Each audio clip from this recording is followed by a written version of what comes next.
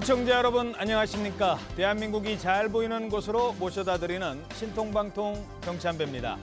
먼저 오늘의 핵심 뉴스입니다. 윤석열 대통령이 빈살만 사우디아라비아 왕세자와 만나서 사우디가 추진하는 대규모 건설 사업에 우리 기업이 참여하는 방안을 논의했습니다. 무려 21조 원 규모의 MOU 계약도 체결됐습니다. 김정우 기자가 전해왔습니다. 윤석열 대통령이 탄 차량이 사우디 기마부대 호의를 받으며 태극기가 나부낀 야마마 궁으로 들어섭니다. 빈살만 왕세자가 직접 영접을 나왔고 애국가 연주에 의장대 사열도 이루어졌습니다. 친교 환담에 이어 회담장에 마주 앉은 두 정상은 양국 관계 심화와 실질 협력 발전을 강조했습니다. 정상 간 상호 협력이 실현되고 양국 관계가 크게 발전하는 것을 실감하고 있습니다. 불안한 중동 정세에 대한 대화도 오간 가운데 회담 성과를 모두 담은 공동 성명엔 이스라엘과 하마스의 충돌 문제가 포함될 예정입니다. 양국 방산 협력도 성사 단계인데 대통령실은 규모와 액수가 상당히 크다고 설명했습니다. 대공 방어 체계, 화력 무기 등 다양한 분야에서 대규모 방산 협력 논의가 막바지 단계에서 진행되고 있습니다. 양국 경제인과 정부 관계자 300여 명이 모인 투자 포럼에서 윤 대통령은 사우디와 함께한 역사가 곧 한국 산업 발전 역사라고 했습니다. 전 세계의 주목을 받고 있는 네옴, 키디아, 홍해의 메가 프로젝트에서도 양국 기업 간의 협력 사업이 구체화되고 있습니다. 양국 사이엔 156억 달러, 21조 원이 넘는 규모의 MOU 체결이 이루어집니다. 지난해 빈살만 왕세자 방한 때 체결된 290억 달러까지 더하면 총 60조 원에 달하는 규모입니다. 기업들과 함께 후속 조치를 차질 없이 추진하여 구체적인 성과가 창출될 수 있도록 하겠습니다. 석유와 건설 기반이었던 중동 협력이 이번 국빈 방문을 계기로 첨단 신산업과 같은 탈탄소 기반으로 전환될 거라고 대통령실은 설명했습니다. 사우디아라비아 리야드에서 TV조선 김종호입니다. 네, 그동안 고심해오던 국민의힘 혁신위원장 자리에 연세대학교 인요한 교수가 내정됐습니다. 보궐선거 패배 이후 국민의힘 쇄신한 첫 카드로 혁신위원회를 내세웠는데 그동안 인물난을 겪고 왔었습니다. 그러다가 오늘 인요한 교수를 내정했다고 밝혔습니다. 자, 고심 끝에 인요한 교수도 승낙을 한 것으로 알려졌습니다. 오늘 조선일보 일면 기사 나올 때까지만 해도 정해지지 않았습니다. 화면 보시죠. 자, 열흘째 위원장도 못 뽑는 여당의 혁신이라는 비판 기사가 일면에 실렸습니다. 일단 적임자를 찾는 게 쉽지 않았고 또 막상 제안을 해도 글쎄요, 뭐 그 정도 권한이라면 하면서 고사하는 사람들도 있었다고 합니다. 하지만 막판에 인요한 교수가 이렇게 내정이 됐는데 김기현 대표가 너무 과감한 변화를 추구하거나 또는 전권을 가진 혁신위원장 여기에 대해서는 조금 고심을 하고 소극적이었다라는 이런 논란이 있었습니다. 제안을 받은 인사들이 그래서 기피하는 것 아니냐는 비판도 있었는데요. 이런 상황에서 인요한 혁신이 앞으로 어떤 모습을 보일까요? 자, 얼마 전 혁신위를 꾸렸다가 오히려 역풍을 맞았던 이 사례도 소환이 되기도 했었습니다. 그 전에 가르쳤던 학생과 코로나 시대를 겪었던 학생들의 차이가 분명히 있더라고요. 일단 그들은 학력 저하가 심각했어요. 초선이 코로나 때 딱 그 초선들이신 거예요. 그래서 소통이 잘 안 되시는 느낌이 들었어요. 물론 소통에 있어서 좀 학력 저하가 있다? 무슨 그렇게 학력까지를 말씀하시면 안 돼요. 그분들 학력은 높으시니까. 예. 자기 나이로부터 여명까지 비례적으로 투표를 하게 해야 된다는 거예요. 그 말은 되게 합리적이죠. 우리들의 미래가 훨씬 더 긴데 왜 미래가 짧은 분들이 똑같이 1대1 표결을 하냐는 거죠. 투표권을. 예. 자, 혁신위를 꾸렸지만 오히려 실패했던 민주당의 사례처럼 적당히 입맛에 맞는 인사로는 쇄신에 성공할 수 없다라고 했는데 과연 인요한 체제가 어떤 모습을 보일지 잠시 뒤에 짚어보도록 하겠습니다. 자, 지금 이 시각 관심을 끄는 것은 민주당 이재명 대표가 주재할 것으로 알려진 최고위원회입니다. 9시부터 최고위가 시작이 되는데요. 아마 당무를 복귀하면서 어떤 얘기를 할지가 관심을 모으고 있습니다. 자, 첫 과제 만만치가 않습니다. 바로 가결파 징계 문제이기 때문입니다. 특히 당원 징계에 대해서는 현재 답변을 숙고 중에 있습니다. 해당 행위에 대한 조치는 과거에도 있었고 앞으로도 있을 것입니다. 이는 신상필벌, 당연하고도 일상적인 당무임을 말씀드립니다. 이것이 선당후사입니다. 신상필벌은 당연하다. 자, 그런데 이 벌을 준다. 벌이라는 건 뭔가를 잘못했어야 되는 그런 전제가 있어야 되는 거잖아요. 뭘 잘못했을 때 벌을 주는 거잖아요. 뭘 잘못했다는 걸까요? 그러니까 왜 그 이재명 대표 체포동의안에 가결표를 던졌느냐 하는 건데요. 저는 이거 이재명 대표가요, 뭐 지난주에 뭐 작은 차이를 극복하고 단결하자 그랬는데 징계를 좀 보류하는 이런 쪽으로 갈 거라고 보는데, 저는 정확하게 표현하면 징계를 안 하는 것인지 할 수 있는데 안 하는 것인지 못 하는 것인지를 좀 따져볼 필요가 있는데, 예. 저는 이거 못 한다고 봅니다. 왜냐하면 가결표를 던졌다고 해서 이렇게 징계를 하게 되면 헌법과 우리 국회법에 명시되어 있는 자유투표 원칙에도 어긋나는 것이고요. 그다음에 민주당이 뭐 당론으로 부결을 뭐 정한 적도 없지 않습니까? 그래서 이걸 가지고 뭐 다음권 정지 뭐 이런 식의 징계를 하게 되면 이 법원 가면 가처분 소송에서 이게 인용될 가능성이 대단히 높습니다. 그러면 이게 이제 긁어부스럼 만드는 역풍을 초래하게 되는 그런 거기 때문에 예. 오히려 이제 징계는 아마 공천 때 하려고 그러지 않을까? 그 징계는 예. 결사는 공천 때 하려고 그러지 않을까? 어차피 하긴 한다. 예, 하죠. 근데 이런 식으로 하면 안 돼요. 덧나니까. 예. 그러니까 공천 때.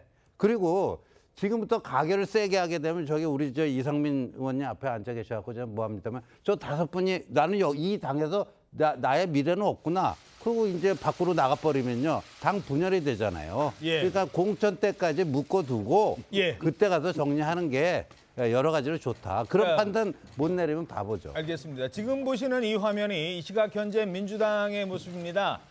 이재명 대표가 당무를 복귀했고 최고위 회의를 주재하는 모습인데요. 자, 지금 최고위 회의를 출석을 했습니다. 자, 발언 잠깐만 들어볼까요? 당 대표라고 발언하신 것 같아요. 이재명 당 대표의 속개 선언으로. 당 대표는 여기. 네, 알겠습니다. 최고위원회 회의를 속개하겠습니다. 먼저 이재명 당 대표의 모두 발언이 있겠습니다.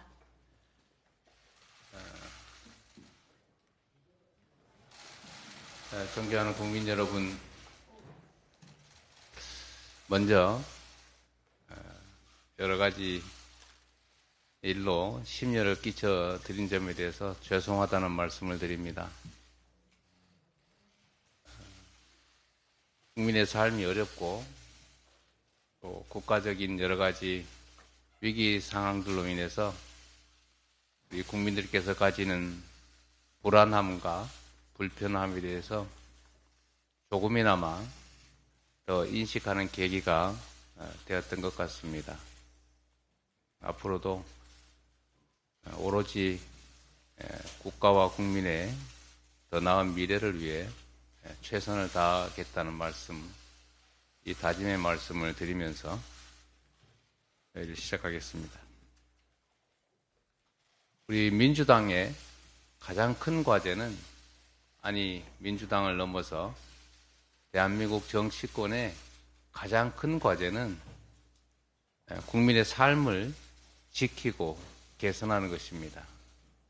그러나 안타깝게도 정부 여당의 무능함과 무책임함으로 인해서 국민의 삶이, 또 이 나라 경제가, 이 나라의 안보가 위협을 받고 있습니다. 우리 민주당의 제1과제는 그래서 바로 민생을 지키고 평화를 회복하고 민주주의를 진척시키는 것입니다. 최근에 러시아 우크라이나 전쟁에 이어서 중동까지 전선이 확대되고 있습니다. 그로 인해서 고유가, 인플레이션이 심화되고 또 그로 인해서 우리 국민들의 삶이, 민생이 더욱더 악화되고 있습니다. 자, 그래서 이재명 대표 국가의 드디어 역할이 오늘 중요합니다. 당무에 복귀해서 최고위에서 정치의 모두 발언을 역할이 하고 있습니다. 자, 더욱 최지원 중요해졌습니다. 기자, 예상했던 장면입니다만 윤석열 오늘 어떤 대통령께서는 얘기들이 더 나올까요? 아마 이제 제일 말씀드렸던 관심이 가는 건 이제 것처럼 가결파로 국정 추정되는 기조를 민주당 정면 내부 이제 소수 의원들에 제시해야 대한 징계 여부를 어떻게 결론 지을지가 가장 큰 무능과 관심일 텐데요. 아마 이 대표가 저렇게 모두 발언을 하는 와중에 그 얘기까지 같이 첨언을 해서 할지 아니면 사후에 이제 비공개 최고위원 회의를 한 번 더 거친 이후에 그 결론 낸 사항에 대해서 뭐 대변인이 브리핑을 통해서 알리게 될지 그거는 이제 아마 오늘 이제 회의를 거쳐서 이제 정해질 걸로 보입니다. 예. 8시 반에 지금 이 대표가 먼저 출근을 해서 일단 비공개 사전 회의를 조금 진행을 하기도 했었는데요. 그 8시 반 국회 출근할 때 기자들을 만난 자리에서는 그냥 고생이 많았다라고만 하면서 이 징계 문제나 그 밖의 당무 사항들에 대해서 별다른 입장 표명을 하지는 않았습니다. 그런데 저렇게 최고위장이 8시 반에 먼저 들어설 때 의원들로부터 박수 세례를 받기도 했거든요. 예. 그만큼 복귀를 환영하는 내부 분위기가 있었던 것은 지금 전해지고 있습니다. 예. 자, 지금 징계를 어떻게 할 것인가, 당장은 안 하더라도 언젠가는 할 것이다라는 게 대체적인 시각인 것 같습니다. 하지만 당사자들은 강하게 반발하고 있습니다. 지금도 하면 안 되고 나중에 총선 직전에 공천 때도 하면 안 된다라고 하고 있습니다. 징계 얘기가 나오는 것 자체가 말이 안 되는 얘기거든요. 국회의원이 각자에게 부여되는 헌법적 권한이 있는데 정치인이 자기 소신대로 의사표명을 했고 또 그 당시에 이 가결, 부결 자체가 당론으로 결정된 바가 없어요. 가결표를 던진 그 의원들에 대한 무슨 징계 운운하는 건 도저히 뭐 그건 엉뚱한 얘기인가. 그 아직까지도 뭐 징계 운운하고 있다는 게 얼마나 상식에 반하고 이치에 반하는 얘기입니까? 그거에 대해서 제가 어쩌고 저쩌고 말 대꾸도 하기야 싫습니다. 네, 대꾸도 하기 싫다고 하셨는데 지금 화면에 바로 나오십니다. 이 자리에 계시니까 바로 질문 드리죠. 자, 이치에 맞지 않고 상식에 맞지 않는다. 어떤 말씀이십니까? 아니 가결파라는 것도 없습니다. 무슨 뭐 가결하기 위한 무슨 뭐 결사체를 만든 적도 조직한 없고. 것도 없고. 이 말씀드리겠습니다. 이거 비밀 무기명 투표니까 제가 어떤 표를 던졌다는 건 아무도 법상 모르죠. 안 되는 거고요. 예. 다만 가결한 의원들은 이재명 대표 그리고 더불어민주당이 여러 차례에 거쳐서 국민과 약속을 했어요. 불체포 특권, 국회의원들은 특권이니까 포기하겠다. 근데 안 지켰잖아요. 예. 그래 방패 정당이다라는 국민적 비판과 비난을 그냥 온통 받았지 않았습니까? 예. 그래서 이재명 대표가 교수단체 연설에서 다시 한번 또 공언했어요. 포기한다고. 그리고 더불어민주당도 의원총회를 통해서 확인했고 가결한 의원들은 국민과의 약속을 지키기 위해서 불체포 특권 포기해야 되니까 그렇죠. 일반 시민하고 똑같이 영장심서 받으러 가야 되고 그 걸림돌인 국회에서의 체포 동의안을 가결시켜야 된다. 이래서 그런 걸로 알고 있습니다. 자, 약속을 그런데 무슨 국민과 약속을 지킨다는 것이 징계받을 사안인가요? 오히려 국민과의 약속을 여러 차례 했음에도 불구하고 뒤에 엎은 그 의원들이 해당 행위고 국민과 민심에 반하는 행위죠. 약속을 지키라고 해서 그 결과도 영장 기각이었잖아요. 결과야 뭐 판사님이 판단하는 거니까. 예, 오히려 더 이재명 대표한테 잘 된 거 아닌가요? 아니 그러니까 뭐 잘 되든 안 되든 그거 유불리를 생각할 것은 아니고 어쨌든 일반 시민하고 똑같이 국회의원들도 불체포 특권을 포기를 하도록 그러니까 똑같이 영장 심사를 받을 수 있도록 그 걸림돌이 되는 체포 동의안을 가결시킨 것뿐입니다. 그럼 뭐 그렇게 당연히 국민과 약속을 지킨 거니까 국민과 약속을 지킨 민심 한번 국민들한테 물어보세요.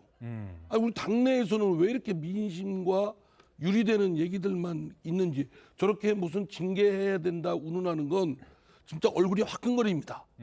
저당 소속 의원으로서 저런 얘기가 나오고 색출이라는 얘기가 나오고 하는 거 보면 너무나 부끄러운 모습인데 마구제비 하거든요.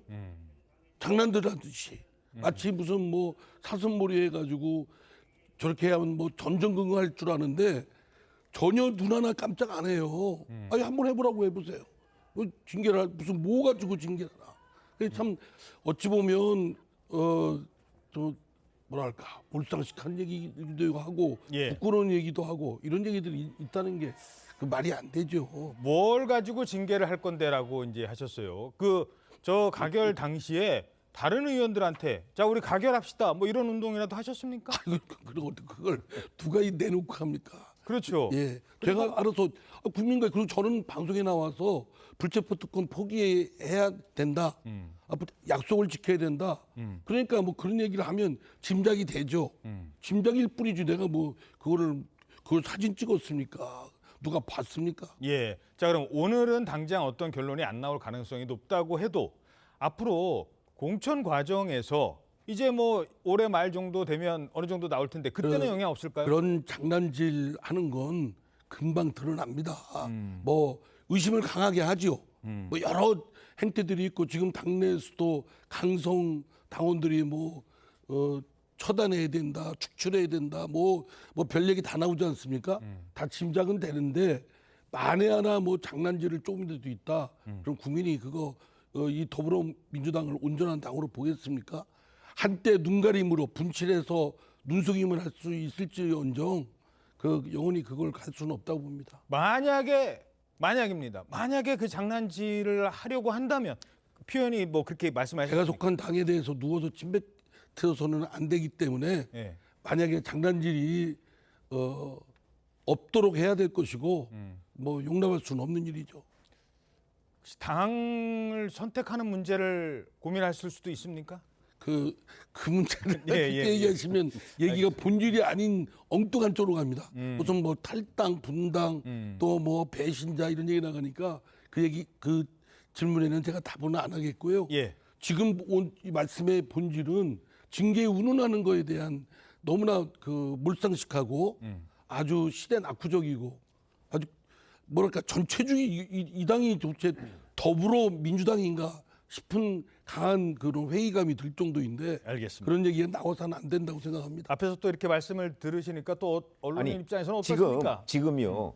우리가 여기서 계속 이재명 대표 당무 복귀 첫날 계속해서 가결파 징계하느냐 마느냐 이 문제만 집중적으로 관심을 보이고 있죠. 그래서 저는 오늘 이재명 대표 최고위원회의에서 그 얘기가 안 나오거나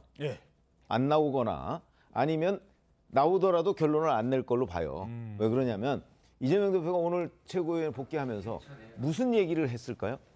무슨 생각을 하고 나왔을까요? 제가 보기엔 민생 얘기를 해야 되겠다. 지금 국민들이 민생에 가장 관심이 많으니까 이렇게 생각을 했을 거거든요.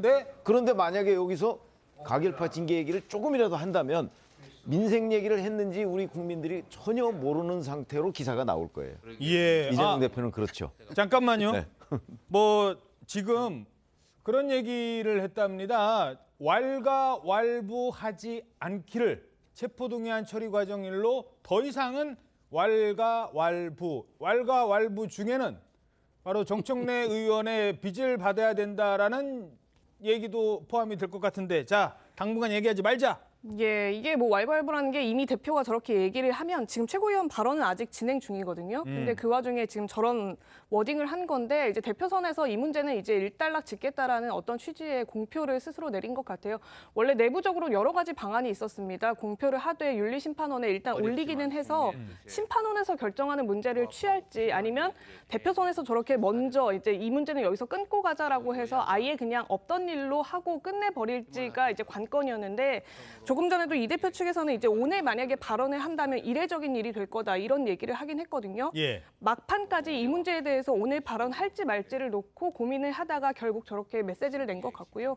아마 이 대표가 이제 복귀를 했는데 향후에 계속 가결파 징계 문제 가지고 질문을 받는 거에 대한 불필요한 요소들은 처음부터 이제 미지에 제거를 하자 이런 판단이 작동을 한 걸로 지금 보여집니다. 그렇군요. 자, 더 이상 이제 얘기하지 맙시다 했어요.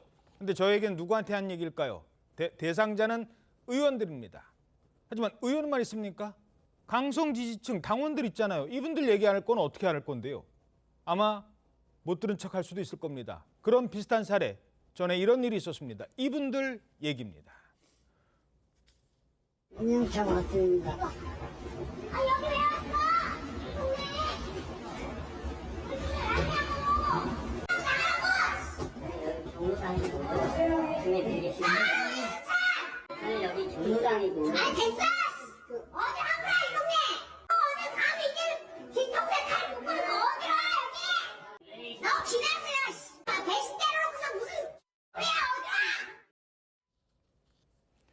자, 막 소리 지르잖아요. 지금 보신 게 사실 지난 8월 상황이에요. 민주당 윤영찬 의원 지역구에서 주민들이랑 간담회 하려고 그래서 간담회에 갔는데 강성 지지자들이 찾아와서 막말을 서슴지 않습니다. 난동을 부렸습니다.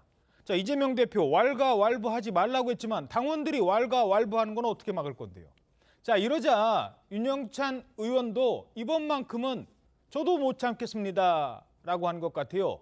강성 당원에 대해서 징계해야 되는 거 아닙니까? 이 정도면 의원한테 저도 당원이에요. 이런 청원을 했다고요? 이게 이제 윤영찬 의원이 직접 본인 명의로 한 건 아니고요. 그 지역구인 성남 중원구 민주당 소속이죠. 시도의원과 고문 또 당직자 등 일동이 낸 건데 이제 당원 A씨가 중원구 민주당원 대표를 참칭해서 지역 당심을 분열시켰고 또 윤영찬 의원을 허위로 모욕했다 이러면서 청원서를 제출한 겁니다. 이 A씨가 윤영찬 의원이 이재명 대표를 감옥에 보내려고 한다. 윤석열 대통령의 부역을 했다. 이런 내용의 현수막을 지역구에 걸었다고 하거든요. 어허. 지역구 소속 의원으로서는 참을 수 없는 일일 텐데 이 A씨는 윤 의원 측에 따르면 그 경쟁자로 지금 거론되고 있는 원외 인사죠. 친명계로도 불리는 현근택 민주연구원 부원장 지지당원이라고 알려지고도 있습니다. 아, 참. 신 의원님도 의원직을 해봤고 많은 뭐 지지자들도 있었고 반대하는 사람들도 있었지만 저런 경우가 있었습니까? 굉장히 심한 정도더라고요. 그러니까 뭐 정치를 하다 보면 정치인의 숙명이 나를 좋아하는 사람도 있지만 미워하는 사람도 있고요. 그러니까 그런 그 감정이 다 현장에서 나타나게 마련인데 저런 식의 지금 행태는 그 자유민주주의 사회에서 허용될 수 있는 범위를 한참 넘어선 것이다. 저거는 반민주적 작태다. 뭐 이렇게 얘기를 안 할 수가 없는 거죠. 그다음에 비명계를 다루는 지금 방식이 거칠다 못해서 너무 좀 심한 뭐가 되는 거 아니냐. 그런데 뭐 보니까 뭐 김어준 씨가 차린 여론조사 회사에서 뭐 저기 뭐 여론조사해 갖고 뭐 현근택 그 변호사가 뭐 윤영찬 의원을 앞서고 있다. 뭐 이런 것도 그 어제 이제 그 오늘 신문에도 다 나오고 그랬지만 여론조사 응답률 뭐 한 10% 미만 되는 거 아예 발표하지 말아야 된다. 이게 여론조사 업체 34, 50 모여서 일종의 그런 자정선언을 한 거거든요. 예. 그러니까 이런 것까지 다 포함해가지고 사실상 그 고사를 시키는 거죠. 저렇게 해가지고요. 근데 이제 윤영찬 의원이 저는 거기에 대해서 그 저런 반발을 하는 것은 당연한 또 권리고 또 그렇게 안 하면요. 저런 데서 기싸움에서 밀려버리면 지역구 활동 자체가 안 될 겁니다. 예. 사실 기싸움에서 밀리면 지역구 활동 자체가 안 된다고 하는데 비슷한 심정이십니까? 윤영찬 의원과 다른 의원들도 이제 좀 너무한 거 아니야 하십니까? 물론 이제 그 국회의원이 일반 시민이나 일반 당원들에 대해서 법적 그 어떤 소송 뭐 고소라든가 이런 건 가급적이면 자제해야 되겠죠.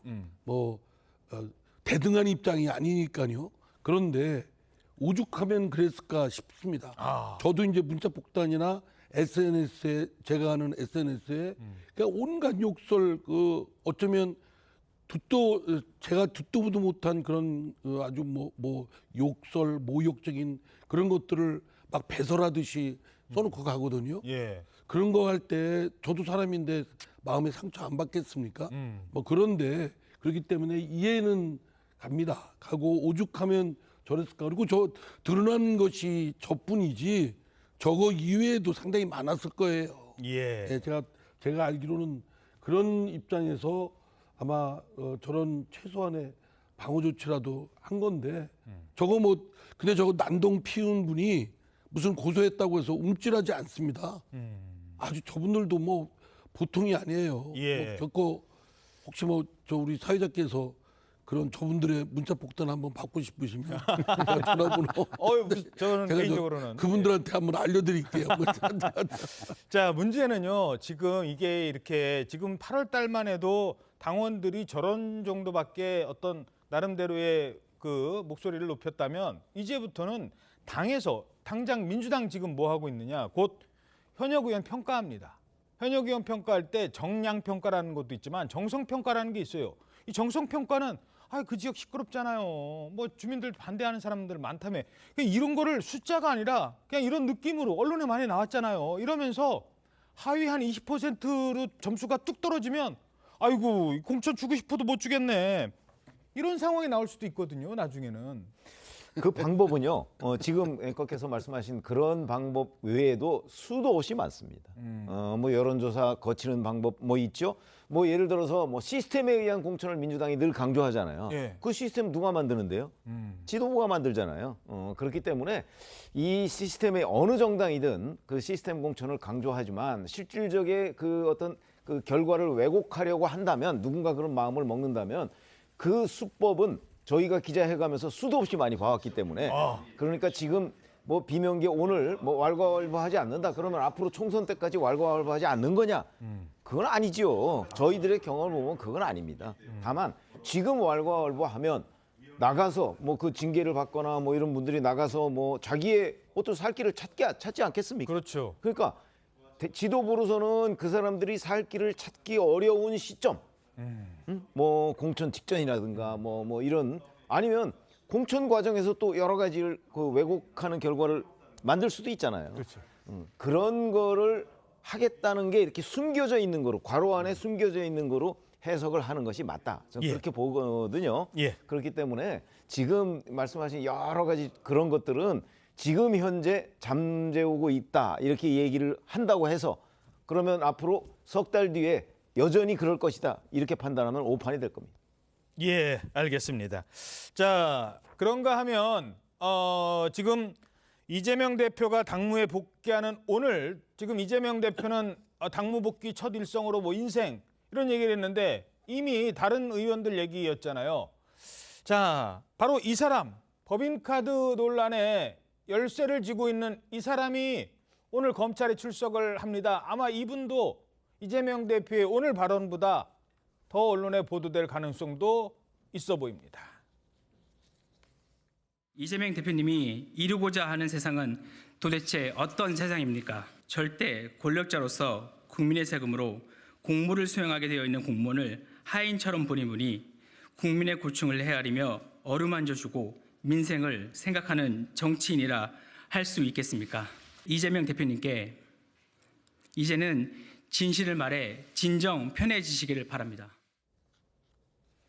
자, 이제 한 10분 남았어요. 또 이 오늘 출석이 9시 반이랍니다. 공익제보자 조명현 씨, 지금 이재명 대표 오늘 지금 첫 발언했는데 한동안 이제 출근 안 하다가 지금 수원지검에 출석하는 저분의 발언도 주목될 것 같아요. 예, 시간대가 묘하게 겹쳐서 지금 두 사람의 이제 공식 행보에 관심이 더 끌리는데 이 원래 10시 수원지검 조사로 알려져 있거든요. 그런데 지금 9시 45분쯤에 수원지검 후문에서 이 공익제보자 조명현 씨가 간단한 입장 표명을 하고 들어간다고 합니다. 오늘 그 수원지검 조사는요. 그전에 조명현 씨가 권익위를 통해서 추가로 신고했던 법인카드 유용 의혹 관련 이재명 당시 경기지사의 인지 여부 등이 포함되어 있는 걸로 확인이 됐습니다. 당초에 이제 김혜경 씨 법인카드 유용 의혹 조사를 넘어서서 이재명 당시 경기지사가 어느 정도 이 부분에 대해서 인지를 했고 혹은 본인도 유용을 했고 묵인하는 절차가 있었는지에 대한 조사도 오늘 수원지검 조사에서 이루어질 걸로 보이는데요. 이 제보자 말에 따르면 원래 그 전부터 검찰로부터 이 법인카드 유용 의혹과 관련해서 참고인 신분으로 조사를 좀 받아달라는 요청이 수차례 있었다고 합니다. 그래요? 예, 그런데 이 조명현 씨는 본인은 공익제보를 한 당사자고 나는 신고자 신분으로서 조사를 받고 싶다 이렇게 검찰에 요청을 하여서 참고인 신분 대신 오늘 그 공익제보를 한 신고자의 신분으로 이 의혹에 대해서 직접적인 조사를 받게 된다고 합니다. 예. 자, 신조 의원님. 네. 지금 뭐 이분 출석도 출석이지만 거기까지 같이 질문드리죠. 이제 재판에 넘어가면 이번 재판은 아주 많은 법률 전문가들이 간단한 사건이다. 근데 이게 지금 시간을 끌 수도 있는 상황이 돼 가고 있잖아요. 네, 근데 그렇게 돼서는 안 되죠. 그러니까 이게 오늘 이제 이 조명현 씨의 수원지검 출두는요, 이 사건의 성격이 바뀌는 겁니다. 김혜경 사건에서 이재명 사건으로 바뀌는 겁니다. 이게 작년 2월 대선 한 달 앞두고 공익 신고자 조명현 씨의 그 양심 선언이 있지 않았습니까? 그러고 나서 경기도에서 자체 감찰을 했고요. 그 감찰 결과에 입각해갖고 경기 남부경찰청에 수사 의뢰를 했습니다. 근데 그 경기 남부경찰청이 작년 8월에 수사 결과를 발표하면서요. 김혜경 씨와 그 밑에서 일했던 그 5급 배모 씨만 송치를 하고요. 검찰에 송치를 하고 이재명 그 대표에 대해서는 구체적인 연관성이 발견되지 않았다 해서 불송치 결정을 내는 거예요. 예. 그러니까 이재명 혐의 없다. 뭐 이렇게 경찰은 그렇게 한 거죠. 예. 그리고 이제 그 사건을 건네받은 검찰이 일단 그 이제 김혜경 씨와 배모 씨의 그거 중에서 민주당 대선 후보 경선 당시에 김혜경 씨가 국회의원 부인 세 사람에게 광화문 중식당에서 점심 대접하면서 경기도 법카로 결제한 분, 그 부분만 떼가지고 이렇게 한 건데, 근데 이제 이분은 조명현 씨는 경찰에 나가서 다 얘기했는데 경찰이 자기 얘기를 묵살을 했다 이렇게 얘기한 거예요. 예. 그래서 올 8월 20일에 국민권익위에 이 사건의 몸통은 김혜경 씨가 아니라 이재명이다. 새로 공익 신고, 부패 신고를 한 거고 예. 2달 동안 국민권익위가 조사를 한 거죠. 조사 결과 이게 맞다 해서 대검에 이첩을 하고 수사 의뢰를 해서 지금 수원지검에 배당이 된 건데, 그러니까 경찰의 판단과 국민권익위의 판단이 다른 겁니다. 예. 경찰은 구체적인 연관관계가 없다 해서 불송치 결정을 이재명 대표에 대해서 내렸는데 국민권익위는 아니란 말이에요. 그래서 이 사건이 오늘부로 김혜경 사건에서 이재명 사건이 된 거다. 저는 그렇게 봅니다. 예. 자, 그런데 이 조명현 씨 입장에서 생각해 보면, 자, 처음에 경찰에 얘기를 이제 제보를 했어요. 근데 경찰이 뭐 별거 아니네 하니까 이분은 그럼 나는 뭘 얻은 거지? 뭘 얻으려고 한 건 아닙니다만, 자, 그래서 권익위 갔어요. 경찰 가고 권익위 가고. 근데 권익위에서 또 얘기했더니 검찰에 넘겨요. 오늘 검찰 출석합니다. 그럼 재판이라도 빨리 가야 되잖아요. 재판은 아마 이 사건이 만약에 합의부로 배당이 되면 본인 제보 하나 한 걸 가지고 재판정에 또 몇 번을 가야 될지도 모르는 상황이 되는 거잖아요. 뭐 그렇게 가야 되는 거죠. 어찌 보면 이게 이제 그 공익 제보를 한 사람의 운명과도 같은 일인데, 그 사실은 본인이 지금 원하는 것은 합당한 범죄 행위가 있었으면 그 범죄 행위가 합당한 처벌을 누군가 책임 있는 사람이 받아야 된다, 이런 거 아니겠습니까? 그렇죠. 이제 그런 것 때문에 지금 이제 검찰에 갔는데, 오늘 검찰에 간 핵심은 결국은 이재명 대표가 알았느냐 몰랐느냐는 증거를 얼마나 조명현 씨가 확실하게 제시하느냐에 전 달려 있다고 보고, 이미 수원지검에서 상당한 정도로 이제 김혜경 씨나 아니면 배모 씨와 관련, 그다음에 이재명 그 당시 경기도지사의 인지 여부, 아마 상당한 정도로는 조사가 돼 있을 거예요. 그러니까 이게 이제 문제가 돼서 이제 재판에 넘어가야 된다고 한다면 그 기간이 그렇게 길지는 않을 것이다. 저는 이렇게 생각합니다. 예, 알겠습니다. 자, 그런가 하면 이재명 대표의 지금 재판 리스크도 언론에 관심을 모으고 있는데요. 근데 최근에 이재명 대표가 지금 본인의 주장을 이렇게 펼치고 있다고 합니다. 뭐라고 하고 있느냐? 한마디로 정진상 이런 사람들, 쉽게 말해서 아랫사람이 한 일이잖아요. 제가 어떻게 합니까? 라고 얘기하고 있습니다. 이재명 지사는 어떤 법과 현실의 그 조화를 어떤 도모하는 차원에서 방침만 정해줬던 것이고, 그 방침대로 갔으면 되는 것이지 밑에서 자기들끼리 어떤 문제가 있었는지는 그걸 알 수가 없는 입장인 그 방침대로 것이죠. 해가지고 정상적인 사업이었는데 그 사업을 한 두 사람이 구속이 됐어요. 이게 말이 됩니까? 논리적으로? 그것은 예를 들어 성남 씨는 그 법대로 진행했는데 밑에서 나쁜 일이 있었다고 해서 윗사람에게 모든 책임이 돌아올 수는 없는 이 사람들이 것이죠. 그러면 자, 그러니까 지난번에는 왜 이 사인한 거, 그러니까 결제를 했다라고 하니까 왜 그 운전면허증에 경찰청장 그 도장 있다고 다 아는 사람 아니잖아요 했고, 정진상 전 실장이 하는 일은 아랫사람이잖아요. 근데 어떻게 이 대표가 압니까? 두 사람의 관계를 더 지목해야 된다는 지적이 나오고 있습니다. 정진상이 안 고치고는 아무것도 안 됐잖아, 일이. 이재명이 그렇게 만들어 놓은 거예요. 정진상이 결제가 없으면 이재명이 사인 못 받지. 순서가 그렇게 있잖아, 이재명, 정진상. 이 대장동이라든지 백현동 개발 관련해서 정진상 씨가 계속해서 지사님 밑에 정책실장으로 사인을 했습니다. 이분은 측근이라고 말씀하신 적 있으시죠? 그럼요. 그래서 이분은 이동규는 통화 자체가 없었기 때문에 그 작년에 관광. 정진상은요? 정진상은 여기서 바로 매일 서로 상의하고 있죠. 자, 적어도 정진상, 김용 정도는 돼야지 측근이라고 했어요. 측근이 한 일입니다. 근데 측근이 한 일이지 내가 한 일은 아니다. 이 주장은 어떤 맥락일까요? 근데 지금 이제 대장동 사건 정진상 씨도 같이 공범으로 재판받고 있잖아요. 근데 정진상 씨는 배임이 있고 뇌물이 있어요. 이제 이재명 대표의 경우에는 이제 배임 아닙니까? 근데 이 뇌물에 있어서는 정진상 선에서 꼬리 자르기가 가능할 수도 있습니다. 일단 정진상 씨는 자기가 뭐 뇌물 받은 거 부정하겠지만요. 부인하지만 나중에 가서는 난 그거 뭐 받았지만 그 이재명 모르게 했다. 그럼 그 선에서 뇌물 부분은 꼬리 자르기가 가능할 수도 있는데 배임 부분이 그런가요? 아니 이 결재권자가 누군데요? 성남시장인데 정책실장이 결재권자입니까? 그 정책실장 결재를 하면 물론 그 이제 이재명 정진상이 이재명의 사실상 대리인이다. 성남시청 2층에 뭐 그 생리를 다 안다 그러더라도 공식적인 문서에 같이 사인한 게 있잖아요. 예. 그러니까 배임 부분을 정진상 선에서 꼬리 자르기 하려는 그거는 저는 성공하기 쉽지 않을 거라고 봅니다. 하나 변호인이 지금 운전면허증을 발급하는데 그 실무 담당자가 하는 운전면허증 발급을 일일이 그 시장이나 뭐 경찰서장이나 누가 알 수가 있냐 이 얘기하는데 비유가 적절치 않아요. 그건 기계적이고 반복적인 업무죠. 예. 누구도 할 수 있는 것이고 그건 정해진 또 틀이 있고 그렇죠. 그러나 몇천억의 사업성이 왔다 갔다 하는 중요한 할 수도 있고 안 할 수 있는 중요한 사항에 대한 판단이 그 시장과 도지사 뭐 이런 단체장의 결심이 없이 이루어졌겠는가라고 생각하면 그렇게 이루어질 수 없다고 생각하는 그 시장 또는 도지사 단체장의 결심이 있어야만 가능하다는 것이 상식입니다. 예. 근데 그 상식을 뒤엎는 예를 든 것은 적절치가 않다고 봐요. 그렇군요. 그걸 운전면허증 발급하는 거와 어떻게 같이 비유해서 저 정당성을 아니면 면책성을 그걸 주장을 합니까? 예. 아니 예를 들어서 성남 FC도 지금 대장동 재판부에서 하고 있잖아요. 근데 이제 네이버를 예를 들면 자 네이버가 그 출입문을 이쪽으로 내려고 했다가 고속도로 쪽으로 이제 내준다 이거잖아요.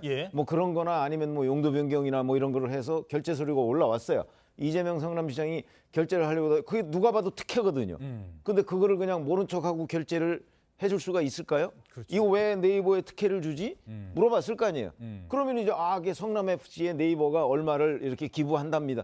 그랬을 거 아닌가 하는 거 우리가 충분히 짐작해 볼 수 있고 바로 그런 점이 네이버 관계자가 정진상을 면담한 과정의 메모로 남아 있습니다. 네이버 관계자는 재판도 받고 있고. 아니 그러니까 네이버 관계자 메모에 나와 있어요. 그걸 이재명 대표가 나는 모른다라고 얘기를 한다면 그걸 판사가 받아들일 수 있을까요? 예.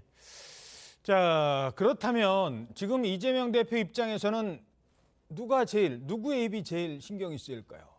이번 재판에서 재판장에게 요구했던 그 장면 기억나십니까? 다시 주목받고 있는데 바로 정진상 전 실장을 안아보고 싶다고 했잖아요. 그래서 포옹을 했습니다. 이 장면을 조선일보가 사설에서 주목하고 있습니다. 정진상 안아준 게 죄 혼자 뒤집어 쓰라는 신호였느냐. 자, 포옹까지 해줬지만 정작 재판에서는 정진상이 한 것이고 이재명이 한 일이 아니다라고 주장을 했다는 겁니다. 그럴 바에는 뭐하러 포옹해줬냐는 거예요. 내 죄가 아니고 저 사람 죄라는데 뭘 공모했는지가 없다라고 본인이 주장을 하고 있습니다만 가까운 사이니까 책임을 져야 한다. 이거는 아니지 않느냐는 겁니다. 나하고 가까운 것과 저 사람이 한 일을 내가 알았다는 건 다르지 않느냐. 내 측근은 측근이지만 내 측근이 하는 일도 때론 난 몰랐다. 이런 주장입니다. 어떻게 보십니까? 그러니까 저게 이제 이재명 대표의 마지막 생존 전략인데 이제 그 재판에서 살아남기 위한 생존 전략을 저렇게 한 단면을 보여준 거라고 생각합니다. 그러니까 정 안 되면 이제 정진상, 김영선에서 얘들이 잘못한 거를 왜 나한테 떠넘기느냐. 그 전략이에요. 그 전략인데 저는 뭐 여러 가지 게 있습니다. 뭐 배임, 뇌물 뭐부터 시작했고 저 성남 FC의 경우에는 제3자 뇌물 그 케이스별로 다 조금씩 그 양태가 좀 다를 텐데요. 근데 정진상이 이재명 모르게 할 수 있는 일은 저는 업무상 뭐를 하는데 결제를 하거나 뭘 하는 거는 사실상 불가능하고요. 자기 개인적으로 뭔가 금품을 수수하거나 이런 거는 뭐 이재명 당시 시장 모르게 살짝 했을 가능성이 있지만 업무와 관련된 뭐 이런 행정상의 특혜를 준다거나 있어서는 상상할 수 없는 일이라고 봅니다. 예. 근데 저 하나 좀 짚고 넘어가야 될 부분은 아니 재판장이 재판받는 피고인이 누구를 안아보고 싶다고 해서 그걸 허락하는 재판장이 어디 있어요? 나는 그것도 기가 막힐 일이라고 생각합니다. 변호사 출신이신데 그런 일이 거의 없습니까? 그게 말이 됩니까? 재판장에서는 그 엄숙하고 그런 자리인데 거기서 엄중한 자리에서 누가 어떤 그 공동 피고인 한 사람이 누구를 안아보고 싶다고 해서 안으세요, 안아보세요. 이렇게 재판을 재판을 지휘하는 그런 재판장에 나는 자격부터 좀 심히 의심스럽습니다. 보통은 포옹하고 싶다고 해도 그게 무슨 영화 찍는 것도 아니고 무슨 괴상한 영화 아니에요. 그런 영화 찍는 것도. 알겠습니다. 자, 물론 이게 재판에 영향을 미쳤느냐 안 미쳤느냐는 앞으로 좀 더 따져봐야 됩니다만 그렇게 뭐 피고를 안아보게 한다는 것 자체가 상당히 이례적인 일이다. 이례적인 게 아니라 저건 저 재판장이 한심한 사람이에요. 예, 뭐 이 정도로 재판 자격이 물론 이제 개인적인 생각이신. 개인적인 생각이 아니라 한번 국민들한테 물어보세요. 그거를 상식적으로 이루어진 일인가? 더구나 법률가들한테 한번 물어보시면 도저히 이해가 안 되는 그 행태를 재판장부터 보이고 있는 거예요. 네, 이재명 대표 쪽에서는요. 그 검찰 발언에 대해서 지난번에 이제 최근 재판에서 이제 정진상 실장이 했다고 해서 이게 뭐 연좌제도 아니고 나까지 이제 내가 이걸 인지했다는 구체적인 정황이 되느냐라고 하면서 검찰이 뭐 이제 나와의 구체적인 모의나 공모 혐의에 대해서는 적시하지 못했다 이런 얘기를 했거든요. 그러니까 이런 발언의 취지는 사실상 검찰의 기소가 그렇게 뭐 그러니까 제대로 이제 명확하게 되지 못했고 다소 헐겁다라는 점을 지적하고자 했던 발언이다 지금 이렇게 설명을 하고 있거든요. 다만 이제 뉘앙스상 이게 사실상 실장만 알고 나는 당시에 몰랐다라는 취지로도 비칠 수 있는 점에 대해서도 얘기는 지금 나오고 있는 상황입니다. 알겠습니다. 자, 그런데 민주당에 뭐 협조를 했다. 이거 사실 이례적이다라고 판사라든가 이런 행태를 지적하시긴 했습니다만 또 이건 뭐 논란이 있는 문제이기 때문에 더 이상은 말씀드리지 않겠습니다. 그런데 민주당이요. 검사만큼은 상당히 비판적으로 겨냥하고 있습니다. 심지어 최근에 뭐 위장 전입했다 뭐 이러면서 검사 탄핵까지 주장하고 나섰습니다. 수원지검장님 2차장 이정섭 차장입니다. 이분은 수사를 할 사람이 아니라 수사를 받아야 될 분 같습니다. 우선 위장 전입입니다. 아버지와 딸이 주민등록지를 옮겨서 명문 초등학교로 입학을 합니다. 아까 제가 그 골프장 사유라고 했잖아요. 그래서 그 처가와 관련된 각종 민형사 분쟁의 이 집사 역할, 해결사 역할을 합니다. 검사 탄핵은 제2의 윤석열을 꿈꾸는 정치 검사들을 막을 수 있는 효과적인 수단입니다. 잘못하면 처벌받는다는 너무나도 당연한 상식들을 검사에게도 확인시켜 주겠습니다.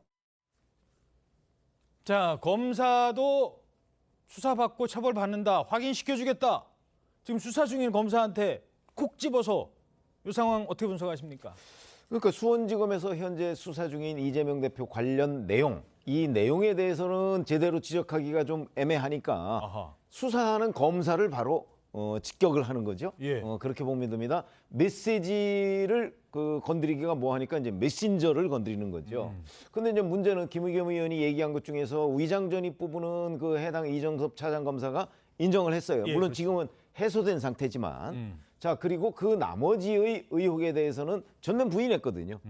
그리고 이제 민주당이 대검에다가 그 진정을 넣었으니까 그게 지금 지검으로 내려가 있어요. 그래서 수사를 시작할 겁니다. 그러니까 김의겸 의원의 주장이 사실인지 아니면 이정섭 검사의 반론이 사실인지 부분은 이제 검찰에서 규명할 텐데 문제는 규명해도 김의겸 의원은 또 지금 검찰이니까 못 믿겠다 이렇게 나올 가능성이 높죠. 이래서 정치적 공방은 계속될 것으로 보이지만 그러나 이제 뭐 탄핵까지 지금 얘기하고 있는 검사들도 꽤 있지 않습니까? 그렇죠. 뭐 탄핵이 되면 그거는 뭐 절차를 따르는 수밖에 없는데 여하튼 이런 식으로 현재 검찰의 신뢰성을 떨어뜨리는 전략으로 들어가 있다. 여기까지는 충분히 말씀드릴 수 있습니다. 그 위장 전입, 사실 위장 전입 자체는 불법이죠. 해서는 안 됩니다. 위장 전입이 언제부터 논란이 됐느냐? 청문회 때 논란이 됐었잖아요. 혹시 기억나십니까? 옛날에 장상 총리 뭐 첫 청문회 할 때 그때 막 위장전입 이런 게 논란이 됐었어요. 근데 그 뒤에 봤더니 거의 뭐 장관 후보자들 중에 위장전입 안 걸린 분 찾기가 힘들 정도예요. 요즘에 문재인 정부 때 위장전입 때문에 장관 못 된 분 있었나요? 거의 물론 그렇다고 그게 문제가 아니라는 건 아닌데 지금 수사 중인 검사에 그 위장전입을 딱 찍어서 탄핵시키겠다. 요거는 좀 그러니까요. 설득력이 좀 떨어지는 것이고요. 그리고 뭐 탄핵 운운하는데 저는 조금 헛웃음이 나오는 게 탄핵 사유가 되는 게 공직자가 직무집행 과정에서 헌법이나 법률을 중대하게 위반했을 때 이때 이제 탄핵 소추의 그 사유가 되는 건데 그 위장전입한 게 직무집행 과정에서 나온 행위가 아니잖아요. 그러니까 민주당은 이제 툭하면 탄핵이에요. 이 탄핵에 입에 붙었고 뭐 이제 뭐 최근에 보니까 뭐 내년에 200석을 얻으면 뭐 조국 전 장관이 뭐 페이스북에 글을 썼다가 뭐 삭제를 했다는데 그 삭제된 글을 보니까 내년에 그 민주당을 비롯한 야권이 200석을 얻으면 윤석열 대통령의 법률 거부권, 법안 거부권도 무력화시키고 탄핵까지 시킬 수 있다. 뭐 이런 얘기를 하는데 뭐 탄핵으로 시작해서 탄핵으로 끝나는 것 같은데 근데 저거는 완전히 뭐라 갖고요. 남용하는 거죠. 자신의 권한을. 예.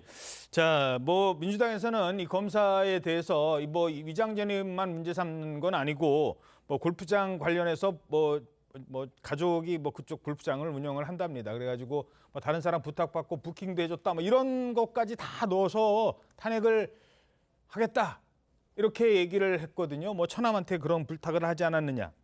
근데 이게요. 민주당 입장에서 봐서는 지금 당장은 뭐 속 시원할 수도 모르겠지만 이게 역풍이 될 수도 있거든요. 어떻게 보십니까? 당장 속 시원하지도 않고요.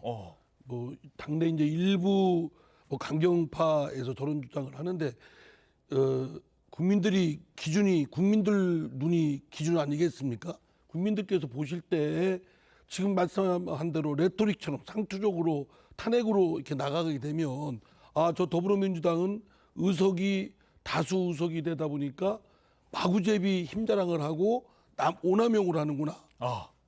힘자랑. 오히려 역효과 나지 않겠습니까? 국민들이 보실 때. 제가 볼 때는 저도 자꾸 남발하는 거. 칼집에 있으면서 아주 숱한 고민 끝에 저 공직에 있는 사람을 그냥 둬서는 국민한테 폐해가 크다. 이 정도가 돼야 국민적 합의가 이루어지는 정도가 돼야 수긍하시지 않겠어요? 칼집에 있을 때 무섭지 막상 그렇죠. 꺼내면 그냥 마구잡이 꺼내가지고 휘두르면 사람들이 볼 때는 가소롭게 생각합니다. 예, 이미 지난번에 그 행안부 장관 탄핵 역시 그 당시 부결이 됐었기도 했습니다. 자, 이 정도로 하고요. 자, 이번에는 국민의힘 상황입니다. 국민의힘도 요즘 박수 받을 일이 많지는 않았어요. 뭐 거의 없었습니다. 선거에 패배했잖아요. 그래서 고치자고 했습니다. 첫 단추가 혁신위였어요.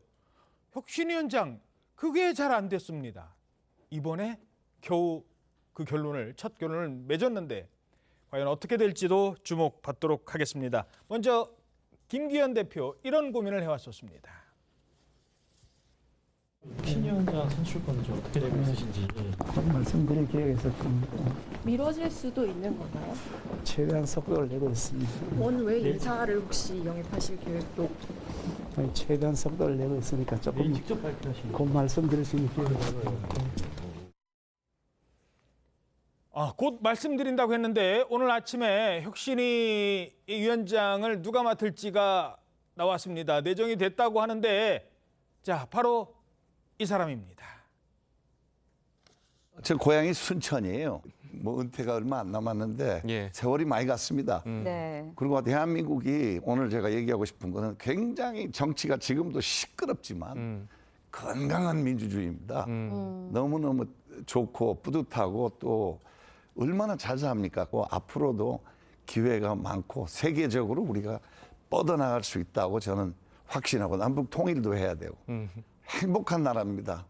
할 일이 많습니다. 자, 바로 연세대학교 의과대학 인요한 교수입니다. 자, 인요한 교수, 저분 TV에서 많이 봤는데 라고 하실 분들도 있을 텐데 어떤 인물입니까? 저희랑 모습은 굉장히 많이 다르죠. 그러나 이제 소프트웨어라고 할 수 있는 건 뭐 거의 한국인 마찬가지다 이렇게 생각하시면 될 거고요.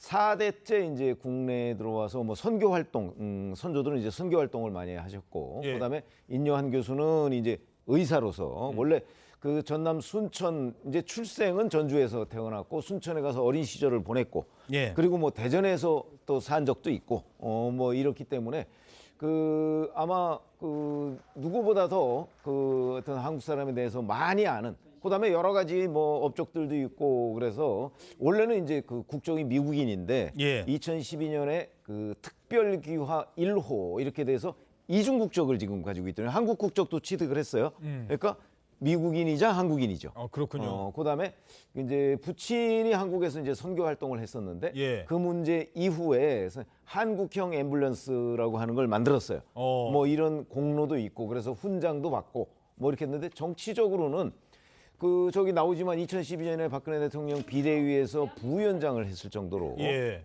약간 국민의힘 성향을 보이고 있지만 본인은 뭐 계속해서 그 우리 이제 한국의 호남에서 태어나서 자라고 그랬던 그 지역적으로 보면 예. 아주 뿌리부터 그 호남인이다 이렇게 얘기를 할 수가 있습니다. 그렇군요. 원래 이제 아까 출생도 마찬가지고 전북 전주에서 태어나셨고 주로 호남 어린 쪽에서, 시절을 순천에서 보냈습니다. 순천에서 보냈는데 바로 이제 아까도 고향이 뭐 순천 비슷하게 말씀을 하셨잖아요. 자, 거기서 어린 시절 보냈다고.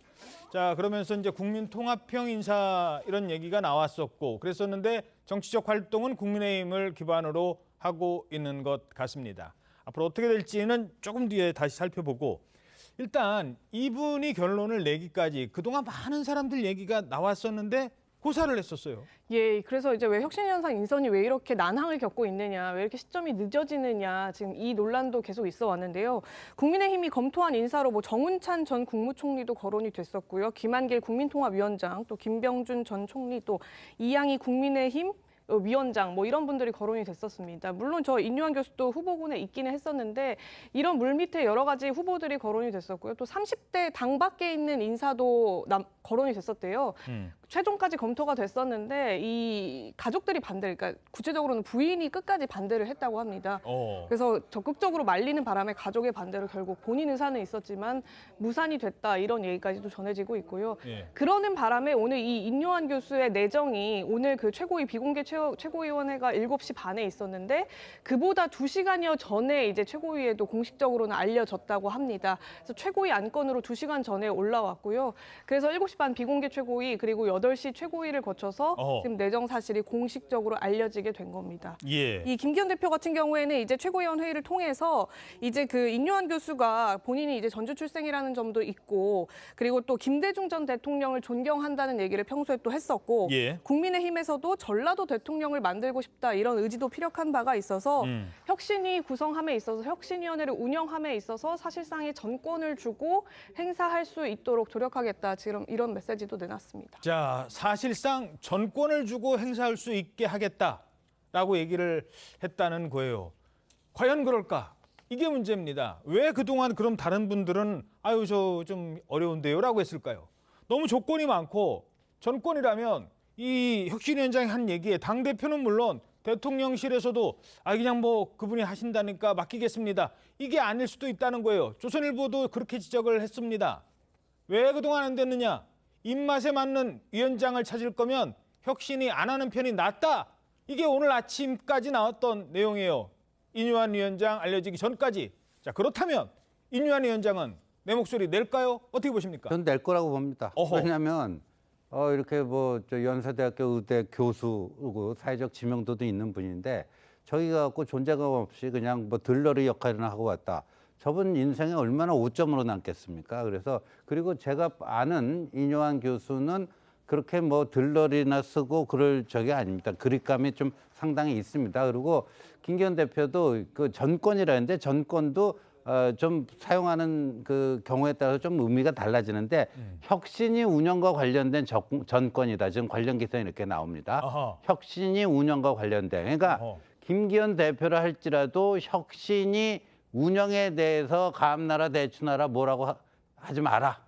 혁신은 혁신이대로 내 책임하에서 운영을 해보겠다. 뭐 이런 건데 저는 여러 가지 만약에요. 말씀 중에 죄송한데 자 그래서 혁신위 안 중에 자 3선 의원, 3선 이상 의원들 뭐 불출마해야 된다 뭐 이런 얘기까지 나오면 가능하죠. 가능한데 이제 그 혁신위에서 그런 걸 했다고 해서 그게 결정되는 건 아니죠. 당 지도부가 따로 있잖아요. 그러니까 우리가 정권이라고 할 때 과거에 2012년에 박근혜 비대위 같은 그 전권 비대위 그거랑 지금 혁신위는 다른 거예요. 그러니까 혁신위는 그런 제안을 할 수 있습니다. 그러나 그것이 되려면 당의 의사결정기구 최종적으로 뭐 최고위원회의 뭐 그걸 통해서 돼야 되는데 저는요 그 인요한 혁신이고요. 이런 일을 한번 해봤으면 좋겠는데 강서에 가서 집중적으로요. 강서에서 당한 참패를 강서에서 치유하는 그런 프로젝트. 우리가 왜 졌는지 그냥 맨날 며칠을요. 강서에 다양한 사람들 만나서 마곡에 가서 공청 과정부터 시작했고 뭐 공약 있잖아요. 뭐 이제 빌라를 아파트로 그다음에 뭐 빨간 잠바 입고 뭐 때로 돌아다니면서 막 그 선거운동 한 거 선거운동 방식에 이르기까지 왜 이렇게 강서 주민들이 회초를 들 수밖에 없었는지 그 쓴소리를 경청하고 그 처절한 패배의 원인을 자체 진단하고 분석한 패배 보고서도 내고 백서를 그런 거를 통해서 강서에서 당한 참패를 강서에서 어느 정도 치유하고 나오는 이거부터 시작 한번 해봤으면 좋겠습니다. 자 그러니까 지금 지난번에 구청장 선거 때 대선 때만 해도 강서 특히 마곡 지역은 젊은 사람들 많이 사는 지역이거든요. 아파트 신도시 들어서고 그때는 윤석열 대통령한테 표를 많이 줬는데 왜 이번에는 표를 안 줬습니까? 그걸 강서에 가서 직접 주민들한테 물어봐라 라는 제안을 하셨습니다. 자, 또 다른 제안도 있죠. 죄송한데 김은경 혁신위는 사실 처음에 출범은 기대를 모았어요. 그러다가 뭐 몇 마디 하다가 바로 그냥 그 지적을 받으면서 결국 문을 닫았거든요. 사실상 문을 닫은 거였거든요. 조언을 해주신다면. 기대도 안 했습니다. 왜냐하면 이재명 대표라는 그 압도적인 그 대표 체제가 있는 한도에서 혁신위가 할 수 있는 게 또 그 전에 혁신위 여러 또 논란도 있었지 않았습니까? 구성하면서. 그런데 그 혁신위가 뭐 제대로 그 역할을 할 수 있을까? 뭐 그런 처음부터였고 그러나 뭐 그 처음부터 회의적이었는데 그 회의를 넘어서서 아주 그냥 엉망진창의 모습을 보였죠. 지금 그 국민의힘의 혁신위도 본질적인 건 윤석열 대통령의 그런 크나큰 리더십 또는 거의 윤석열 대통령과 동질의 동색의 목소리 이외에 다른 목소리를 허용할 것인가 그게 핵심이라고 봅니다. 그거를 이제 허용치 않고 윤석열 대통령의 뜻에 좀이라도 어긋나는 거에 대해서 허용치 않고 손을 딱 거버리면 저건 뭐 있으나마나한 존재죠. 알겠습니다. 바로 혁신위원장의 존재감을 강조하셨습니다. 자, 이번에는 내년 총선 6개월이 이제 채 남지 않으면서 사람들 이름이 막 요즘에 계속 등장을 하잖아요. 총선 상황도 조금 짚어보겠습니다. 국민의힘에서 제일 주목되는 사람은 바로 한동훈 장관이죠. 한동훈 장관, 설마 강남으로 공천하지는 않겠죠. 그럼 어디냐? 정치 1번지, 종로에 공천하는 얘기가 지금 나오고 있어요. 그렇습니다. 이게 지도부 인사가 이제 구체적으로 한동훈 장관을 총선 후보자 테이블에 올리는 방안에 대해서 내부적으로 검토 중이다 이런 식의 얘기를 이제 주변에다 하는 사실이 알려지게 되면서 지금 이제 쟁점이 되고 있는데요. 이게 이제 그 강서구청장 국민의힘 입장에서는 패배 이후에 그 제기할 수 있는 방안 카드를 마련하는 과정 중에서 총선에 한동훈 장관 카드를 쓴다라는 것이 거론되는 걸로 보입니다.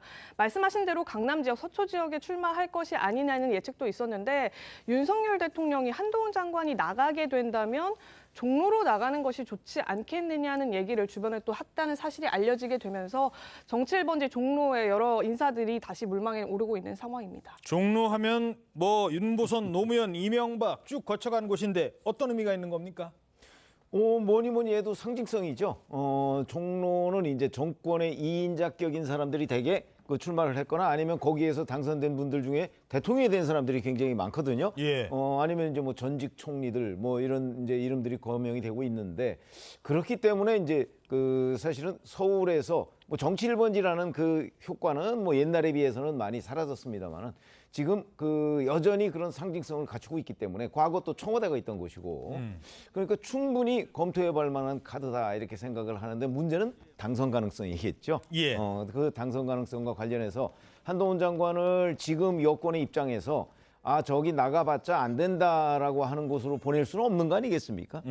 가능성이 있는 곳으로 보내야 되기 때문에 그런 부분은 현재 민주당은 누가 출마를 할지 민주당의 지역위원장이 있습니다만은 예. 누가 출마를 할지 만약에 한동훈 장관이 종로 출마한다고 할 경우에 민주당은 지금 지역위원장을 바꾸고 또 거물급 대항마를 내세울 가능성이 높거든요. 잠깐만요. 어차피 그 말씀하셨으니까 민주당 얘기도 하죠. 지금 민주당에서 저희들이 그래픽을 준비했습니다. 한동훈 장관 얘기만 해서는 안 되겠죠.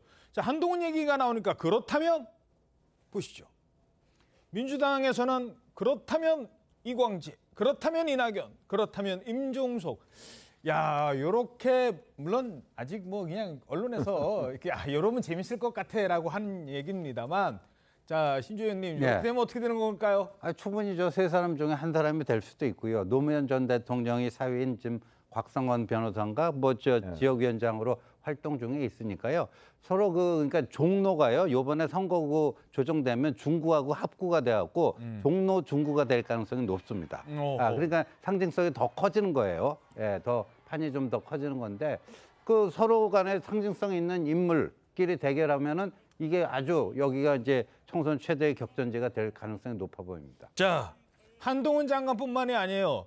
박민식 국가보훈부 장관도 솔솔 얘기가 나오고 있어요. 예, 맞습니다. 박민식 장관 같은 경우에는 그 지난번에 인사청문회 할 때에도 총선 출마 가능성에 대해서 구체적으로 그러니까 완강하게 부인하는 모습을 보이지는 않았었거든요. 그래서 박민식 장관뿐만이 아니고 뭐 원희룡 국토부 장관 등 내각에서도 이미 총선 출마를 준비하고 있는 인사들이 많다. 이런 얘기가 나오고 있고요. 대통령실 내부 참모진들 가운데서도 그 출마를 검토하고 있는 인사들의 경우에는 연말까지 시기를 늦출 것이 아니라 오는 11월로 당겨서 출마를 미리 출마 채비를 서두르는 것이 어떻겠느냐 이런 얘기들도 지금 나오고 있습니다. 자, 뭐 지금 박민식, 그다음에 원희룡 장관들도 근데 사실 개인적으로는 출마할 거면 빨리빨리 결정을 하고 뭐 얘기를 해야지 뭐 마음은 지금 다른 데가 있으면 안 되잖아요. 이런 얘기들 지적도 그래서 나오고 있습니다. 대통령실 뭐 비서관 이상들 뭐 출마할 생각들이 있다면서요. 그러면 빨리빨리 결론을 내는 게 낫지 않겠느냐. 뭐 순방 돌아오면 곧 있을 거라고 합니다. 자, 민주당 얘기 조금만 더 해보죠. 민주당에서는 야, 이 세 사람 총선 출마한데 야, 그럼 어떻게 되는 거야? 이게 독이야 득이야? 이런 우려를 나오고 있는 사람이 있다고 합니다. 오늘자 조선일보 8면에서는 바로 조, 주, 송 찍었습니다. 조, 주, 송. 조추송. 자, 최지원 기자, 조추송 누굽니까?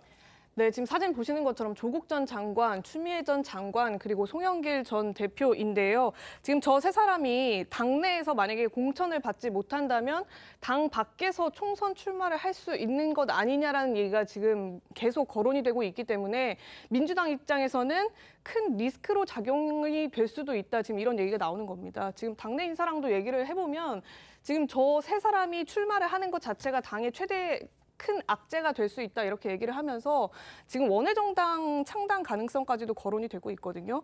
이를테면 이제 조국당 이런 것들이 현실화가 된다면 민주당은 과연 어떤 스탠스를 취할 것인가 이 부분이 지금 벌써부터 내부적으로는 고민 중에 하나로 거론이 되고 있다고 해요. 근데 뭐 지금 입장에서는 그런 당들이 신설돼서 출마를 강행한다고 하면 우리 입장에서는 바로 손절할 수밖에 없는 상황이다.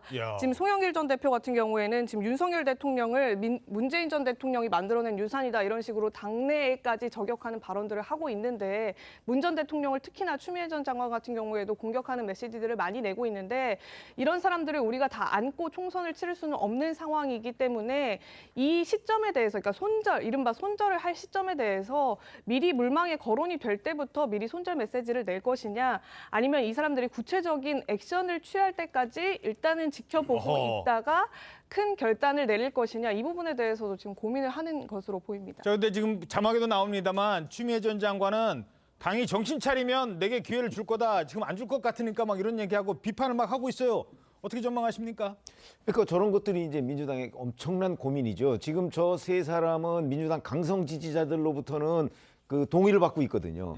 근데 그런 점에는 이재명 대표의 주요 지지층이 강성 지지자들이잖아요. 예. 그러니까 저 세 사람을 내칠 경우에 강성 지지자들의 어떤 냉소적 분위기 같은 걸 몰고 올 가능성이 있기 때문에 고민을 하겠지만 결론은 아마 주었을 경우의 여러 가지의 그 후폭풍 이런 것 때문에 결국은 아마 선을 긋게 될 것이다. 저는 이렇게 봅니다. 예, 플러스 뭐 지금 정동영, 박지원, 천정배의 전남 지역 출마 여부 이것도 아마 민주당에서는 관심이 모아질 것 같습니다. 아마 이제 제가 당내 그 분위기를 말씀드리면 그 강성 그 지지자들이 있지 않습니까? 예. 그 등살에 그 지도부도 쉽게 그렇게 그걸 외면하기는 어려울 겁니다. 아, 그렇군요. 예. 뭐 그렇기 때문에 공천 가능성도 뭐 저거 걱정하는 사람들도 있죠.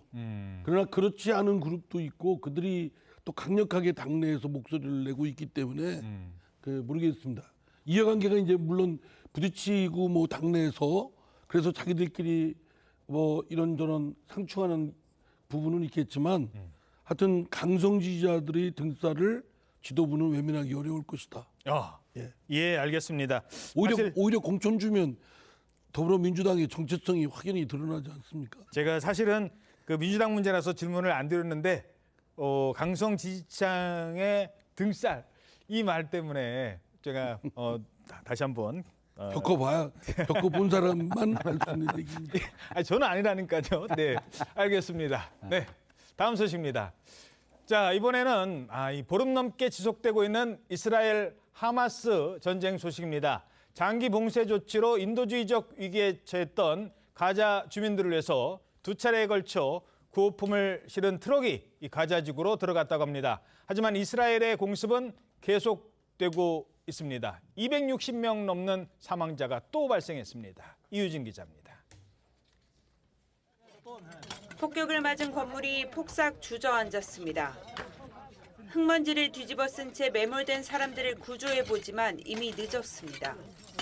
هاي سكني راحوا لا ام ولا اب ولا اخوه راحوا اخوتي ضلتني انا واختي لحالنا انقطعنا يا خاله. 이스라엘군 공습이 가자 중부 지역 주택가와 시장 등을 덮쳤습니다. 가자지구 보건부는 하루 사이 266명이 숨졌는데 이 가운데 117명이 어린이라고 밝혔습니다. 이스라엘은 공습 강화가 다음 단계에서 더 큰 피해를 막기 위한 조치라며 주민들에게 하마스의 인간 방패가 되지 않도록 남쪽으로 이동할 것을 재차 당부했습니다. בעיר עזה וסביבתה, בנוסף לכך נהרג סגן מפקד מערך האש הרקטי של החמאס.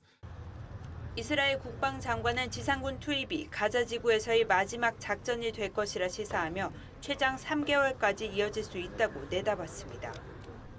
고립된 가자 주민들에게 생명길로 불리는 라파 검문소는 다행히 재개방됐습니다. 이스라엘이 국경 인근 이집트 진지를 오폭하기도 했지만 구호품 반입에는 차질이 없을 것으로 현지 매체는 내다봤습니다. TV조선 이유진입니다. 네, 다음은 배우 이선균 씨 관련 소식입니다. 갑자기 마약 얘기가 나왔어요. 물론 마약을 투약했다는 건 아니에요.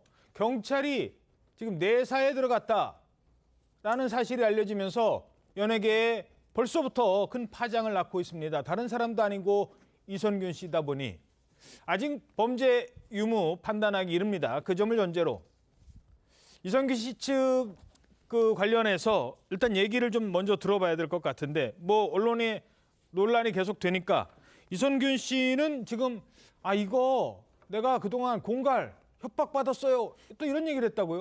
네, 소속자가 일단 입장을 내놓은 건데요. 사건과 관련된 인물들로부터 지속적인 공갈 협박을 받았다라는 입장을 냈습니다. 특히나 그 관련자에 대해서 또 검찰에 고소를 했다라는 사실까지 지금 보도를 통해 알려져 오고 있는데요. 예. 일단 소속사 입장에서는 그 이선균 씨의 마약 투약 혐의에 대해서는 뭐 부정도, 긍정도 하지 않은 상황에서 어허. 사실관계를 확인하고 있고 또 수사기관의 앞으로의 수사 등에도 진실한 자세로 성실히 임하겠다라는 입장도 냈기 때문에요.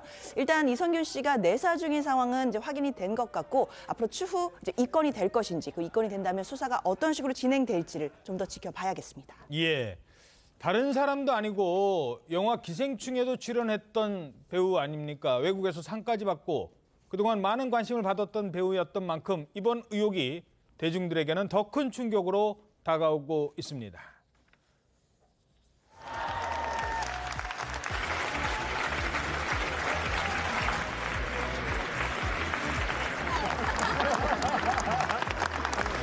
정말로 우리 영화가 미드나잇 섹션에 왜 선택이 됐는지 알 것 같은 느낌이었어요. 주말금 없이 영화 잘 흘러가지고 되게 만족했습니다. 이따 봬요. 네. 이따 봬요. 근데 어찌됐든 지금 뭐 곧 입건이 될 것으로 알려지고 있습니다만 경찰에서 내사 단계다. 지금 유아인이어서 이선균까지 이런 얘기가 지금 나오고 있는 건 사실입니다. 당사자도 절대 아니다라고 또 부인은 안 하고 있어요. 이게 협박받은 거다. 이렇게 얘기를 하고 있거든요. 문제는 광고, 영화, 지금 앞으로 줄줄이 개봉할 영화, 근데 줄줄이 지금 나가고 있는 영화, 이거 어떻게 해야 돼요, 이거? 예, 그 이선균 씨가 지금 스타급 배우라서 지금 그 연관된 작품들이 많은데 일단 주연을 한 영화만 촬영이 끝난 게 2편이나 있거든요. 예. 그 중에 탈출 같은 작품 같은 경우에는 200억 대작입니다. 올 겨울에 개봉을 예정으로 지금 후반 작업을 하고 있었는데 예. 지금 개봉을 어떻게 해야 될지 모르는 상황이 된 거예요. 그렇죠. 그러니까 이선균 씨 수사 상황을 지켜보게 된 것이고 그다음에 노웨이 아웃이란 드라마가 원래는 지난 주말부터 이선균 씨가 촬영을 할 예정이었었는데 예? 촬영 취소되고 아이고. 다른 배우들도 지금 촬영을 못하고 있습니다. 어허. 드라마 업계도 타격이 굉장히 큰 상황이고 광고계에서도 한 식품업체가 이선균 씨가 들어간 광고 문구를 지금 수정했고 예. 그리고 한 통신사는 이선균 씨, 전혜진 씨 부부를 내세워서 광고를 했었는데 어허. 그 광고를 내린 상황입니다. 지금 뭐 이선균 씨가 광고가 한둘입니까? 그러다 보니까 지금 광고업계 자체가 지금 비상이 걸린 겁니다. 만약에 네. 이건 가정입니다만 이런 경우가 그 과거에도 있었잖아요. 뭐 유한 씨도 당장 그랬고 이러면 배우가 책임질 일이 만만치 않아 보여요. 그렇습니다. 말씀 주신 것처럼 만약에 이제 정식 수사를 통해서 이선균 씨의 마약 혐의가 관련돼서 드러나게 된다라고 한다면 법적 책임과는 별도로 광고계에도 또 만만치 않은 또 책임을 져야 될 가능성이 있습니다. 특히 연예인들이 광고 계약을 하게 될 경우에는요. 품위 유지를 할 그런 의무 조항을 넣어놓는 경우들이 많고 그리고 이 부분에 대한 그 위반 사항이 있을 때에는 광고비의 2배에서 3배까지 위약금 조항을 넣는 경우들이 있거든요. 예. 그렇기 때문에 이선균 씨의 혐의가 드러내게 된다라고 한다면 광고주들이 관련된 계약상 손해배상 책임을 물을 가능성이 있기 때문에 이 부분에 대해서도 굉장히 많은 귀추가 주목되고 있습니다. 과거에 뭐 영화에서인가요? 그 과거 이선균 씨 발언이 주목받고 있어요. 그 이선균 씨가 그 이 지난달에 잠이라는 영화를 개봉을 했었는데 예. 그때 인터뷰 때 다른 배우들은 불면증이 있다는데 나는 술과 약에 의존하지 않고 잘 잔다. 굳이 약에 의존하지 않고라는 말을 라는 했어요. 취지로 얘기를 해서 예. 뭔가 이선균 씨가 좀 건강하게 산다는 뭐 얘기를 한 것이 아니냐 그랬었고 버닝썬 사태 관련해서도 이번 사건으로 개인적으로 실망한 부분이 많다. 무엇보다도 국민들이 많이 피곤한 일인 것 같다라고 얘기를 했는데 그랬던 이선균 씨가 정작 본인은 만약에 정말로 마약을 했다고 하면 국민들이 굉장히 실망할 수 있는 사안이어서 지금 경찰의 수사에 촉각이 모아지고 있습니다. 예. 자, 그런데 이 경찰 수사 지금 뭐 그렇다고 지금 되게 민감합니다. 경찰이 그럼 내사 단계에서 알려졌어요. 그러니까 경찰도 이게 막 알려지는 게 지금 마약 수사라는 게 이렇게 딱 기다렸다가 확실한 장면을 찾아내는 게 과거의 그 수사였다면 지금 내사 단계에서 이게 알려져 버리니까 경찰도 지금 좀 당황한 것 같아요. 자, 최진영 변호사님, 어떻게 전망하십니까? 경찰 수사? 말씀하신 것처럼 마약 수사는 다른 어떤 것보다 밀행성과 신속성을 키워드로 하는 것 아니겠습니까? 예.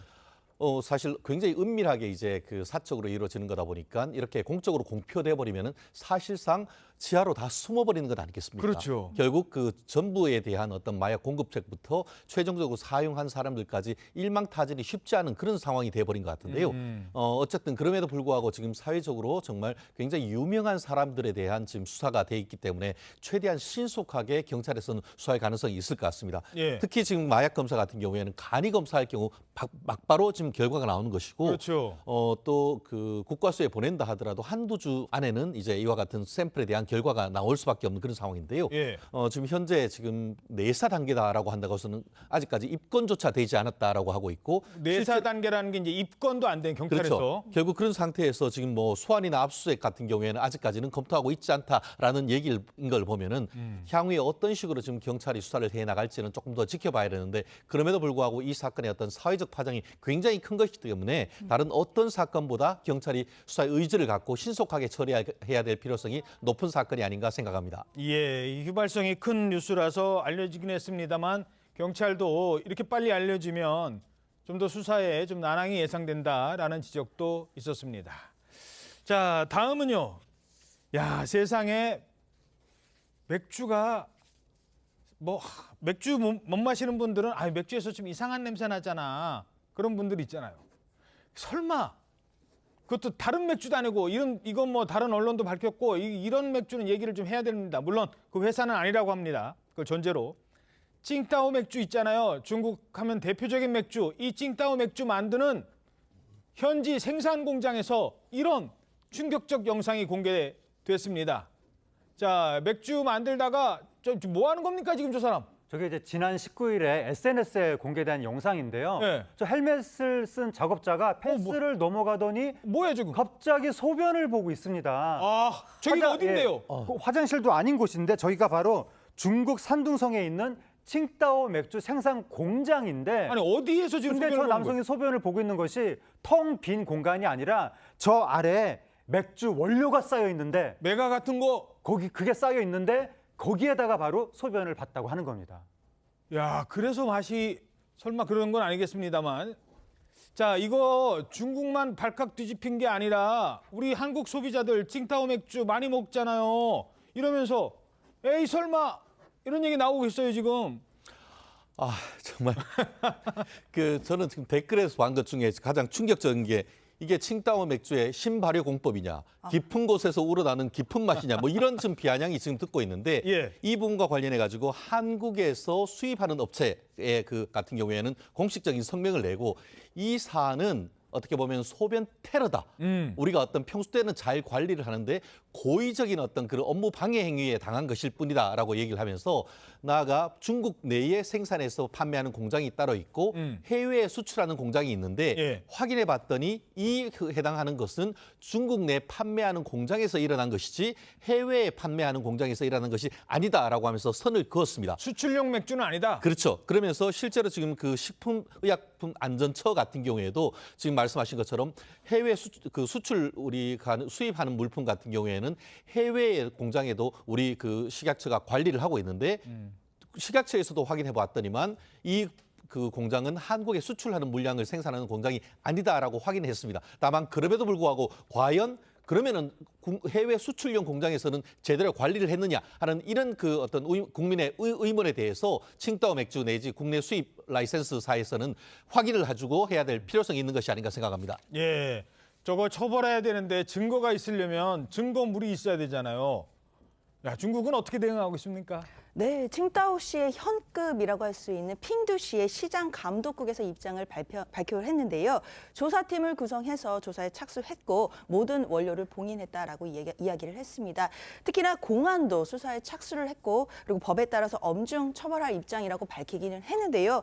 그렇다 하더라도 한동안은 논란이 계속되지 않을까 우려가 됩니다. 예, 알겠습니다. 자, 다음은 지난주에 수원 영통의 한 번화가에서 있었던 일입니다. 다짜고짜 이번엔 알몸으로 식당에 한 남성이 나타나요. 이 상황 자체도 경악스러운데 주방 안으로까지 들어가 흉기를 요구했다고 합니다. 자, 결국 그 남성 어떻게 됐는지 화면 보시죠.